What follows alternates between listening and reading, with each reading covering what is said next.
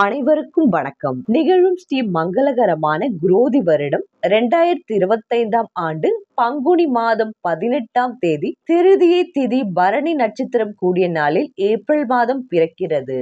மாத தொடக்கத்தில் கிரகங்களின் சஞ்சாரத்தை ஆராய்ந்து பார்க்கும் பொழுது ரிஷபத்தில் குரு பகவான், மிதுனத்தில் செவ்வாய், கன்னியில் கேது, கும்பத்தில் புதன், மீனத்தில் சூரியன், சுக்கிரன், ராகு, சனி என கிரகங்கள் சஞ்சரிக்கின்றன. பங்குனி உத்திரம் என்பது தமிழ் மக்களின் வாழ்வில் மிகவும் முக்கியத்துவம் வாய்ந்த ஒரு திருநாளாகும். பங்குனி மாதத்தில் வரும் உத்திர நட்சத்திரத்தில் கொண்டாடப்படும் இந்த திருநாள் பல்வேறு தெய்வங்களின் திருமணத்துடன் தொடர்புடையதாக புராணங்கள் கூறுகின்றன. பங்குனி மாதத்தில் வரும் உத்திரம் நட்சத்திரம் சேரும் நாளை பங்குனி உத்திரம் என்கிறோம். இந்த நாளில் பல தெய்வீக திருமணங்கள் நிகழ்ந்ததாக புராணங்கள் கூறுகின்றது. அதனாலேயே இது திருமணங்களுடன் நெருங்கிய தொடர்புடைய நாளாக கருதப்படுகிறது. பங்குனி மாதம் உத்திர நட்சத்திரம் 2025 ஏப்ரல் 10ஆம் தேதி பிற்பகல் 12:24 தொடங்கி ஏப்ரல் 11ஆம் தேதி பிற்பகல் 3:10 முடிவடைகிறது.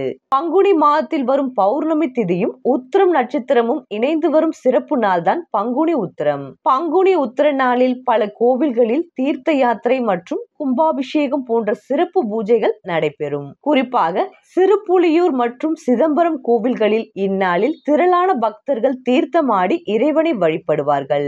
பங்குனி உத்திர நாளில் தானம் கொடுப்பது, தர்ம செயல்களில் ஈடுபடுவது மிகவும் புண்ணியமான காரியமாக கருதப்படுகிறது.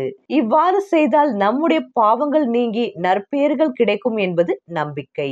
குடும்பத்தில் ஏற்படும் பிரச்சனைகள், திருமண தடைகள் போன்றவற்றை நீங்க பங்குனி உத்திர நாளில் சிறப்பு பூஜைகள் செய்வது வழக்கம். இந்த பூஜைகள் நம்முடைய வாழ்வில் நல்ல மாற்றங்களை ஏற்படுத்தி நேர்மையான எண்ணங்களை வழங்கும். பங்குனி உத்திர நாளில் தமிழகத்தின் பல்வேறு கோவில்களில் சிறப்பு பூஜைகள் மற்றும் திருவிழாக்கள் நடைபெறுகின்றன. குறிப்பாக முருகன் கோவில்கள் மற்றும் சிவன் கோவில்களில் இந்த நாள் மிகவும் விமர்சையாக கொண்டாடப்படும். கோவில்களில் திருக்கல்யாணம், அபிஷேகம், தீபாராதனை போன்ற சிறப்பு நிகழ்வுகள் நடைபெறும். பங்குனி உத்திரம் என்பது ஆன்மீக ரீதியாக மிகவும் சிறப்பு வாய்ந்த நாள். இந்த நாளில் இறைவனை வழிபடுவதன் மூலம் நம்முடைய வாழ்வில் நல்லிணக்கம், செல்வம், பொருள், ஆரோக்கியம் போன்ற நற்பெயர்கள் பெறலாம். இந்த கிரகங்களின் சஞ்சாரம் மற்றும் மாற்றத்தினால் உங்களுக்கு என்ன பலன்கள் கிடைக்க போகிறது, நீங்கள் செய்ய வேண்டிய பரிகாரங்கள் என்னவென்று இந்த வீடியோவில் பார்க்கலாம் வாருங்கள்.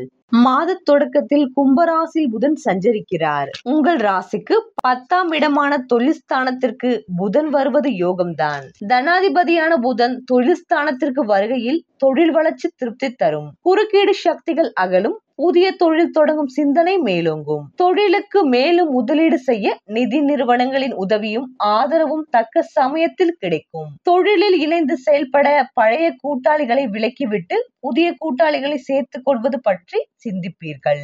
உத்தியோகத்தில் உள்ளவர்களுக்கு சம்பள உயர்வு உண்டு. மேலும் மீனத்தில் சுக்கிரன் வக்ரம் பெற்று சஞ்சரிக்கிறார். மேலும் குருவோடு பரிவர்த்தனை யோகமும் பெற்றிருக்கிறார். உங்கள் ராசிக்கு 6ஆம் இடத்திற்கு அதிபதியானவர் சுக்கிரன். 6க்கு அதிபதி வக்ரம் பெறுவது நன்மைதான். எதிரிகளின் பலம் குறையும். இடையூறு சக்திகள் தானாக விலகும். கல்யாணம், கடை திறப்பு விழா, கட்டிட திறப்பு விழா போன்றவற்றில் கவனம் செலுத்துவீர்கள். ஆடையாபரண சேர்க்கை உண்டு. அரசியல் களத்தில் உள்ளவர்களுக்கு புதிய பொறுப்புகள் கிடைக்கும். ஏப்ரல் 7ஆம் தேதி கடகராசிக்கு செல்லும் செவ்வாய் அங்கு நீச்சம் பெற்று சஞ்சரிக்கிறார். உங்கள் ராசிக்கு 7 மற்றும் 12 ஆகிய இடங்களுக்கு அதிபதியானவர் செவ்வாய். அவர் நீச்சம் பெறும் இந்த நேரத்தில் குடும்ப பிரச்சனை தலை தூக்கும். கொடுக்கல் வாங்கல்களில் தடுமாற்றம் ஏற்படும். இடம், பூமி வாங்குவதிலோ விற்பதிலோ சிக்கல்களும் சிரமங்களும் வரலாம். மனபயம் அதிகரிக்கும். எதிர்மறை சிந்தனைகளை தவிர்க்க வேண்டிய நேரம் இது. பொது வாழ்வில் உள்ளவர்களுக்கு புது முயற்சிகளில் வெற்றி கிடைக்கும். வியாபாரம் மற்றும் தொழில் செய்பவர்களுக்கு கூட்டாளிகளால் பிரச்சனைகள் ஏற்படலாம். உத்தியோகத்தில் உள்ளவர்களுக்கு மேல் அதிகாரிகளின் ஆதரவு உண்டு. கலைஞர்களுக்கு புதிய ஒப்பந்தங்கள் வந்து சேரும். மாணவ மாணவிகளுக்கு படிப்பில் கவனம் தேவை. பெண்களுக்கு குடும்ப ஒற்றுமை பலப்படும். நூதன பொருட்களை வாங்கி மகிழ்வீர்கள். குடும்பத்தில் உள்ள புதன் ஏப்ரல் 10ஆம் தேதி மீண்டும் மீனராசிக்கு செல்கிறார். அங்கு அவர் நீச்சம் பெற்று சூரியனோடும் சுக்கிரனோடும் இணைந்து சஞ்சரிக்கிறார். இதனால் புத ஆதித்ய யோகமும் புத சுக்கிர யோகமும் செயல்படுகிறது. இந்த நேரம் இல்லத்தில் நல்ல சம்பவங்கள் பலவும் நடைபெறும். செய்யும் தொழில் விருத்தியாகும். மாமன் மைத்துனர் வழியில் ஏற்பட்ட மனக்கசப்புகள் நீங்கும். கரைந்த சேமிப்புகளை ஈடுகட்டுவீர்கள். வீட்டிற்கு தேவையான விலை உயர்ந்த பொருட்களை வாங்கி மகிழ்வீர்கள். மேலும் இதுவரை தொழிலில் கவனமின்றி அலட்சியமாக இருந்த நீங்கள் இனிமேல் தொழிலை கவனித்து செய்வீர்கள். இதுவரை உங்களை ஏமாற்றி வந்த தொழிலாளர்களையும் வரவு செலவு கணக்கில் ஏமாற்றி வந்தவர்களையும் கணக்கில் உண்டான குளறுபடிகளை கண்டுபிடித்து அதற்கு காரணமான தொழிலாளர்களை நீக்கி விடுவீர்கள். இனி திறமை வாய்ந்த பணியாளர்கள் தொழிலாளர்கள் அமைவார்கள். அவர்களால் நன்மை கிடைக்கும். தீயவர்கள் அவர்களாகவே விலகி சென்று விடுவார்கள். கூட்டு தொழிலில் தனக்கு ஒத்து வராத தொழில் பங்குதாரர்களை ஒதுக்கி வைத்து மேன்மையாக உயர்த்தி கொள்வீர்கள்.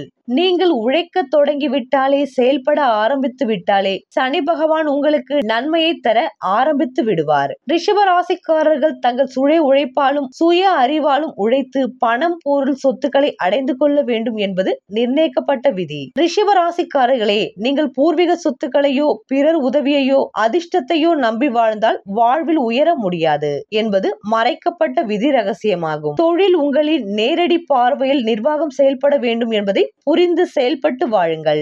இது விதியை தடுக்கும் வித்தையின் ரகசியம். புதிய நபர்களிடம் கவனமாக இருங்கள். குடும்பத்தில் அறிமுகம் இல்லாத அந்நியர்களின் தலையீட்டை அனுமதிக்காதீர்கள். உங்கள் பூர்வீக சொத்துக்கள் நிலம் மனை வீடு இவைகளில் வில்லங்கம் விவகாரம் உண்டாகாமல் கவனமாக இருங்கள். குடும்பத்தையும் தொழிலையும் நேரடியாக கவனியுங்கள். பணம் சம்பாதிக்க தெரிந்த உங்களுக்கு பணத்தை சேமிக்க தெரியாது என்பதே உண்மை. இந்த உலகில் மனிதன் மரியாதையாக வாழ பணம் பதவி இவை இரண்டு மட்டுமே தேவை.